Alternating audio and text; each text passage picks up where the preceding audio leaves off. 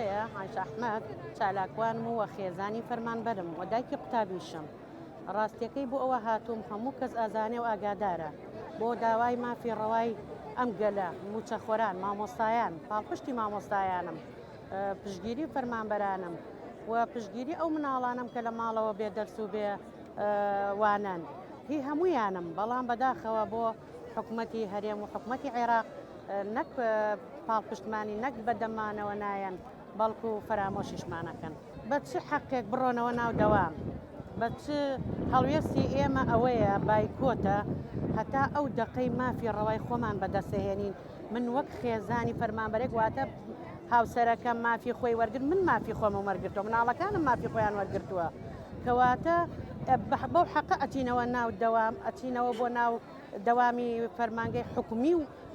ناوەندەکانی خوێندن تا بەدەستهێنانی مافی خۆمان چ لە هەرێم و چ لە بەغداد.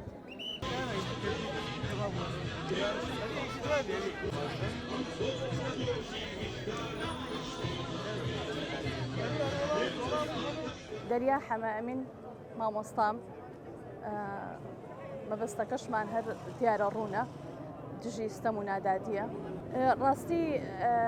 ئەوەی کە مرۆڤ ئەگەیەنێ بە بەرزترین پلەی ئەخلاقەوەیە کە ئێمە بەرژەوەندیەکانمان یاخودڵین ڕاستی و حەق نەکەینە قوربانی بەرژەوەندیەکانمان ئەمە گرنگترین شتێکە کە مامۆستا هەوڵی بۆ ئەدا ئەوێ ئەم حەقا ئەم ڕاستیانە نەبنە قوربان و زەحیەی بەرژەوەندیە ئایا بەرژەوەندی سیاسی بێ یاخود ئەوانە بن کە کۆیلەی ئەم دەسەڵاتن کە ستەم و نادادی بەرامبەر کە ملەتەکەیانەکەن پیشەی مامۆستاش ئەخلاق سازیە مرۆڤ سازیە کەواتە مامۆستا بۆچی ئەم هەوڵە ئەیاکە وەکو توێژێکی دیار لە گۆڕەپانی ناڕەزایەتیەکان بوونی هەیە لەبەر ئەوەیە کە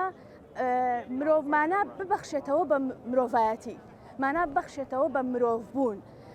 ئەم نائەخلاقی کە هەیە ئەخلاق بگەڕێنێتەوە و هەروە ئەرکی مامۆستا ژیان سازیە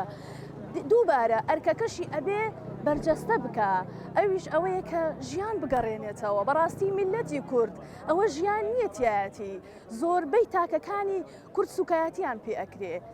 زۆربەی تاکەکانی کورد خەریکە تووشی نەخۆشی دەرونی ئەبن بەو هەموو کێشە و معاناتەی کە هەمووتان ئەیبینین و دووچاری بووە بۆیە زۆر جار من ڕووی دەمم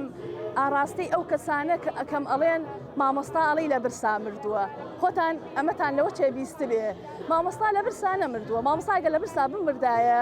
بە گیرفانی خۆی نەئەچوو بەرەو بەغا من ئێستا هاتووم لە ڕووی داراییە و لەوانەیە کێشەیەکی ئەو تۆم نەبێ بەس هاتووم بەر لەوەی کە داوای ماف و حەقی خۆم کەم هاتووم داوای شکۆ بکەم ئەمەوێ حورمەت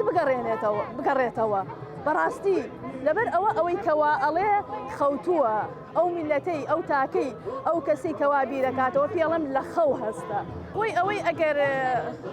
بایکۆت بشکێنێ یا لێرە حزوری نەبێ ئەوە هەر خۆی لە سەرەتا کە بایکۆتی کردووە بە ئیرادەی خۆی نەبووە